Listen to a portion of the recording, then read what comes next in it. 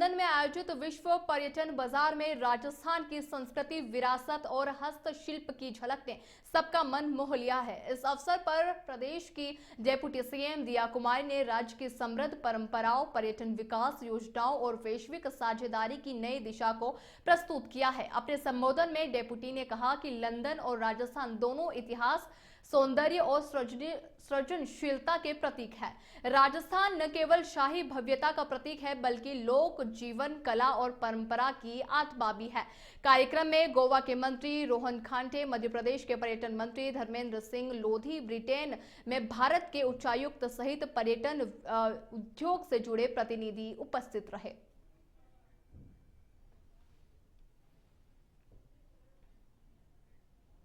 खबरों में आगे बढ़ते हैं। पाली के सुमेरपुर में बालिका माध्यमिक विद्यालय में जिला स्तरीय 3 दिवसीय खेलकूद प्रतियोगिता का शुभारंभ हुआ।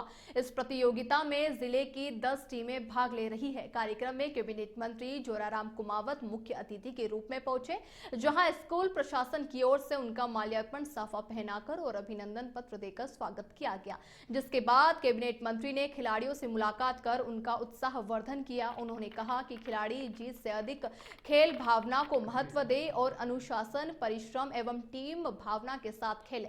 मंत्री कुमावत के विद्यालय पहुंचने पर स्कूल प्रशासन की ओर से उनका माल्यार्पण साफा पहनाकर और अभिनंदन पत्र देकर स्वागत किया गया।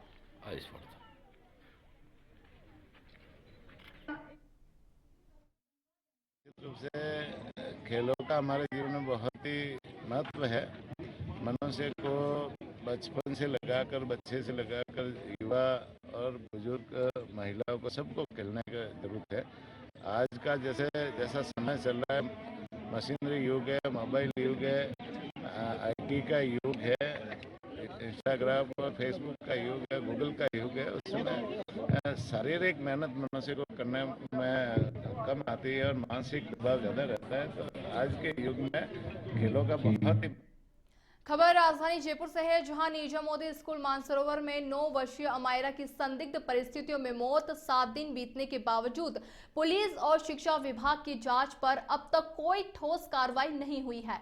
परिजन और संयुक्त अभिभावक संघ जांच की धीमी गति, कमजोर कार्रवाई और गायब या नष्ट किए गए साक्ष्यों पर नाराज हैं और सीबीआई जांच की मांग कर रहे हैं। परिजन अमायरा की क्लास टीचर, स्कूल प्रिंसिपल और मालिक के खिलाफ कड़ी कार्रवाई की मांग कर रहे हैं। संघ ने चेतावनी दी है कि निष्पक्ष कार्रवाई न होने पर आंदोलन और व्यापक होगा और अभिभावक, सामाजिक संगठनों और नागरिकों से अपील की है कि वे अमायरा के न्याय के लिए एकजुट हों। संघ का यह कहना है कि यह केवल एक परिवार की लड़ाई नहीं है बल्कि पूरे राजस्थान के अभिभावकों की लड़ाई बन चुकी है और बच्चों की सुरक्षा सुनिश्चित करने के लिए किसी भी तरह की चुप्पी स्वीकार नहीं की जाएगी।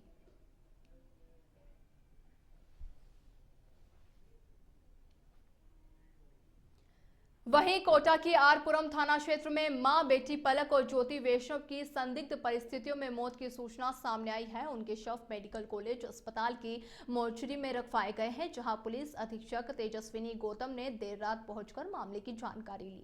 शुरुआती जांच में उनके शरीर पर चोट और गले पर गला दबाने के निशान पाए गए हैं। पुलिस पूरे मामले की जांच कर रही है और जल्द ही हत्या के कारणों और आरोपियों का पता लगाने का प्रयास कर रही है।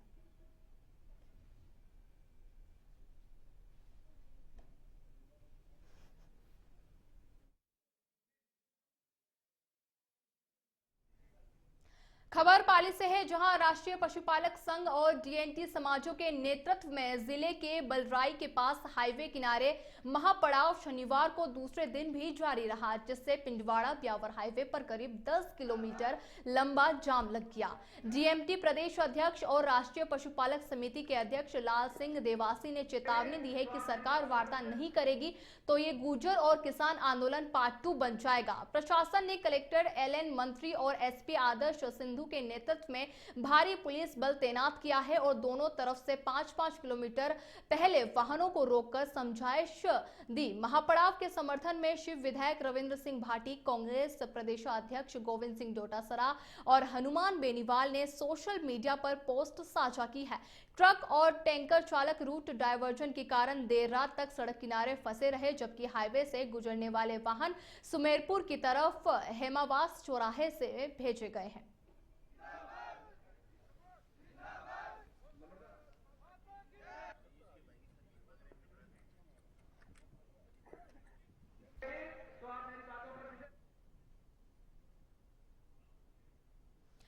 3 दिवसीय बूंदी महोत्सव 2025 रंगारंग आगाज गणेश पूजन के साथ हुआ। महोत्सव का शुभारंभ लोक सभा अध्यक्ष ओम बिरला और ऊर्जा मंत्री हीरालाल नागर ने किया। महोत्सव में बूंदी की लोक संस्कृति और परंपराओं का उत्सव देखने को मिला। गणेश पूजन के बाद शोभा यात्रा शुरू हुई, जिसका स्वागत शहर के सामाजिक और व्यापारिक संगठनों तथा प्रबुद्धजनों ने पुष्प वर्षा कर किया। शोभा यात्रा में लोक कलाकारों की प्रस्तुतियां मुख्य आकर्षण रही और जनता को लोक संस्कृति की झलक देखने को मिली। जिला कलेक्टर अक्षय गोदारा, एसपी राजेश कुमार मीणा और अन्य जनप्रतिनिधि तथा अधिकारी भी शोभा यात्रा में मौजूद रहे।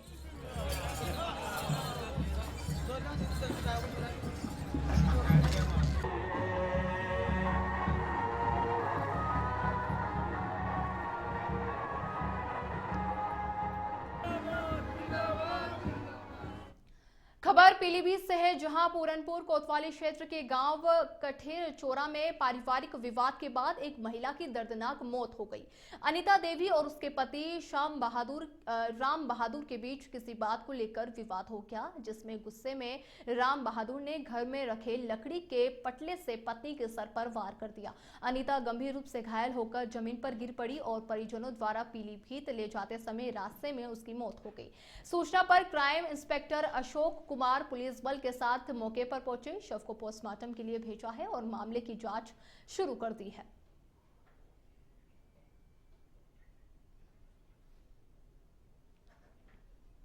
के कुपवाड़ा जिले के केनर सेक्टर में नियंत्रण रेखा के पास एक ऑपरेशन में सुरक्षा बलों ने घुसपैठ को नाकाम कर दिया और मुठभेड़ में 2 आतंकियों को मार गिराया। इस ऑपरेशन का नाम पिंपल दिया गया है। सेना के अनुसार ये कार्रवाई खुफिया जानकारी के आधार पर शुरू की गई थी, जिसमें घुसपैठ की कोशिश की सूचना मिली थी। नियंत्रण रेखा के पास तैनात चौकस जवानों ने संदिग्ध हलचल देखी और तुरंत आतंकियों को चुनौती दी। जवाब में आतंकियों ने अंधाधुंध फायरिंग शुरू कर दी थी, जिसके बाद सुरक्षा बलों ने जवाबी फायरिंग की। इस मुठभेड़ में दोनों आतंकवादी मारे गए।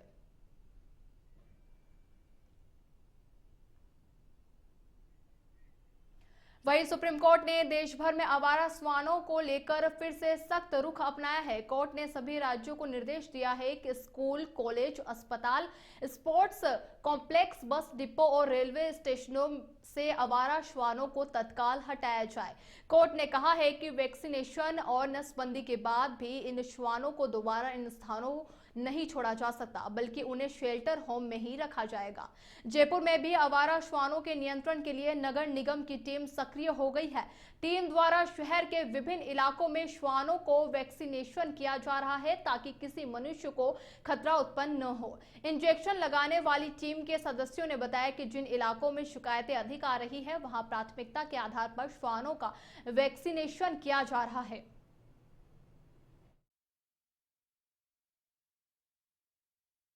प्रदेश के अंदर जिस तरह से श्वानों का जो आतंक फैल रहा है, इसको लेकर सुप्रीम कोर्ट भी चिंतित है। ऐसे में सुप्रीम कोर्ट ने पूरे प्रमुख जो सचिव हैं उनको बुलाया गया था और लताड़ भी लगाई थी।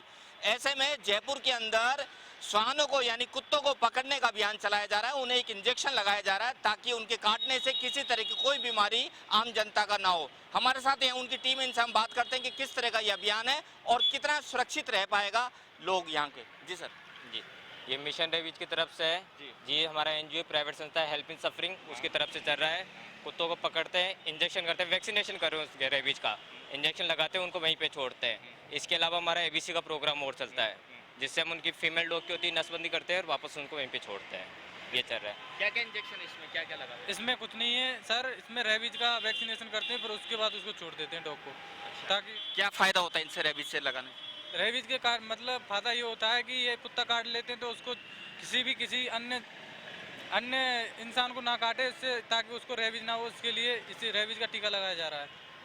तो लगातार जो लोग हैं, ये टीम है पूरी जयपुर शहर के अंदर जुटी हुई है ताकि हर श्वान को, हर कुत्ते को इंजेक्शन लगाया जा सके रेबीज का और उससे बचाया जा सके लोगों को। अगर काटता है श्वान तो उसको किसी तरह की कोई बीमारी ना हो। कैमरा पर्सन राकेश जैन के साथ प्रमोद कुमार, इंडिया अहेड, जयपुर। डूंगरपुर जिले के दोवड़ा थाना क्षेत्र के हड़मतिया मंदिर मेले के समापन पर एक बार फिर मारपीट की घटना सामने आई है।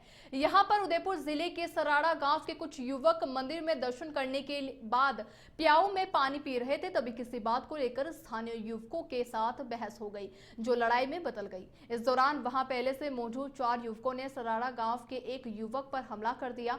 झगड़े के दौरान एक युवक ने अपने हाथ में पहने कड़े से युवक के सर पर लगातार 3-4 बार वार कर दिए, जिससे वे लहूलुहान हो गया।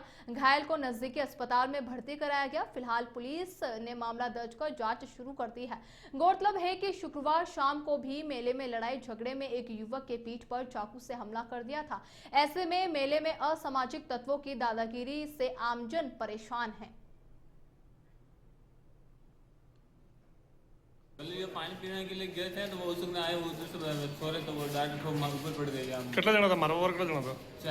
4 जना की क्यों किया था ये मेले में कयो मेरो यहाँ सामपुरा। भीलवाड़ा के गंगापुर थाना क्षेत्र के नेशनल हाईवे 758 पर ढोसर चौराहे पर दोपहर आरएलपी नेता बद्रीलाल जाट की कपास फैक्ट्री में अज्ञात कारणों से भीषण आग लग गई। आग इतनी तेज थी कि कई किलोमीटर दूर तक धुएं के गुब्बारे दिखाई दिए। आग लगने से प्रारंभिक तौर पर लाखों रुपए का नुकसान होने का अनुमान है। साथ ही सूचना पर जिला मुख्यालय और गंगापुर नगर पालिका की दमकल मौके पर पहुंची और लगभग आधे घंटे की कड़ी मशक्कत के बाद आग पर काबू पाया गया। गंगापुर थाना पुलिस ने भी घटनास्थल का जायजा लिया है। बता दें कि बद्रीलाल जाट ने विधानसभा चुनाव 2023 में सहाड़ा क्षेत्र से आरएलपी से चुनाव लड़ा और इस फैक्ट्री में पहले भी आग लगने की घटनाएं सामने आ चुकी है।